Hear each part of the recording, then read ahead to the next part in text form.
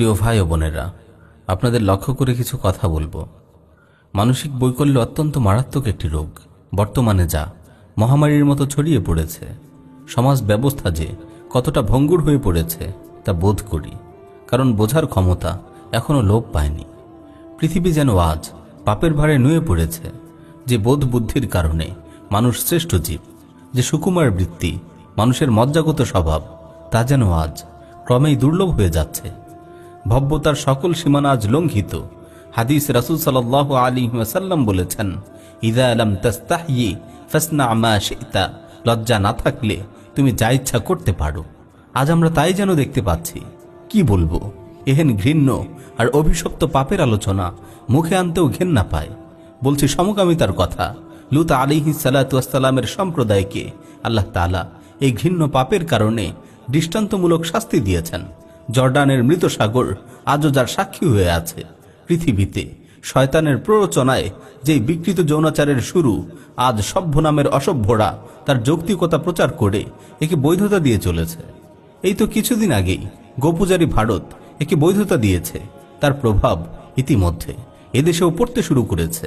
BBC, প্রথম আলো সহ চিহ্নিত মিডিয়াগুলো সুনির্দিষ্ট টার্গেটে এদেশেও তার আইনি ও সামাজিক ভিত্তি প্রতিষ্ঠার নীল নকশা নিয়ে এগিয়ে যাচ্ছে।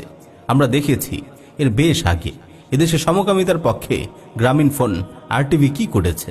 পত্রিকাগুলো নায়ক নায়িকাদের সমকামিতার রগরগে কাহিনী ফেদে উঠতি বয়সী তরুণ তরুণীদের কাছে কি মেসেজ দিতে চাইছে তা আজ স্পষ্ট। পশ্চিমাদের বিকৃত মস্তিষ্ক থেকে যা নির্গত হয়, এরা তা ওহির মতো বিশ্বাস করে। ওরা এই বিকৃত যৌনতাকে জিনগত, ন্যাচারাল বলল, আর অমনি সোকল্ড নাস্তিকরা হৈ হৈ করে উঠল। এদের বিরুদ্ধে সোচ্চার হন, না হয় সমাজ ব্যবস্থা, পারিবারিক বন্ধন বলতে কিছুই বাকি থাকবে না। এদেশে এর আগে নাস্তিক অভিজিৎ রায় এবং জুলহাজরা এর পক্ষে কাজ করেছে।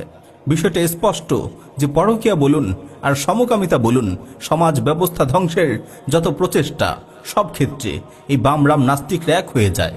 যুব সমাজ আজ নৈতিকতাহীন, অথর্ব হয়ে পড়েছে।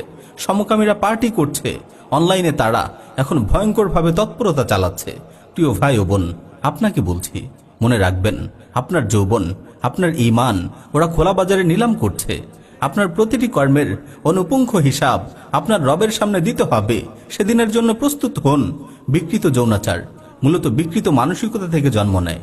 এটা মরণঘাতী ক্যান্সারের চেয়েও ভয়ঙ্কর। ওরা চায় আপনাকে এর দিকে আকৃষ্ট করতে।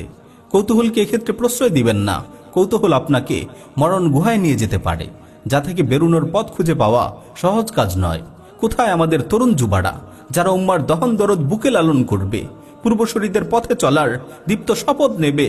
তা নয়, তারা আজ কোথায় যেন হারিয়ে যাচ্ছে। নিপীড়িত উম্মার বুক ফাটা আর্তনাদ তাদের আজ নাড়া দেয় না। গভীর রাত জেগে তারা অনলাইনের নিষিদ্ধ অলিগলি চষে বেড়ায়। আমরা ব্যর্থ। আমাদের ভাষণ তোষণ তাদের হৃদয়ে ঝাঁকুনি দিতে পারেনি। প্রিয় ভাই আমার, রবের জান্নাতের আশা করেন, তার নাফরমানিতে অকণ্ঠ ডুবে থেকে আল্লাহি অনুতপ্ত একদিন হতে হবে আমাকে আপনাকে। সেদিন যে তা কোনো কাজে আসবে না। তাই ফিরুন, সময় থাকতেই ফিরুন আপনার রবের অনাবিল, অমলিন, অনুপম জান্নাতের দিকে। কল্যাণের পথে শপথ করুন, সত্য পথে আমৃত্যু পথ চলার। গুড়াবাদের পথের অনুসারী হন, যারা ফিতনার যুগে তাদের রবের সন্তুষ্টির আশায় নষ্ট এই সমাজকে বয়কট করেছে, মারি কামড়ে সুন্নাহকে আঁকড়ে ধরেছে। সমাজ, রাষ্ট্র, আইন তাদের দৃঢ়তার কাছে হার মানতে বাধ্য। রবের রহমত থেকে নিরাশ হবেন না। পৃথিবী যখন নীরব হয়ে পড়ে, তখন তার সামনে দাঁড়িয়ে কাঁদুন, অবিচলতার তৌফিক প্রার্থনা করুন, তিনি ফিরিয়ে দিবেন না। মহান আল্লাহ আমাদের ভাইদের সাহায্য করুন, তাদের মনের বদ্ধ দরজা খুলে দিন।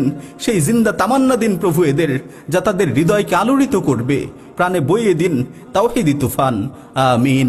ওয়া আখিরু দাওয়ানা আনিল হামদুলিল্লাহি রাব্বিল আলামিন।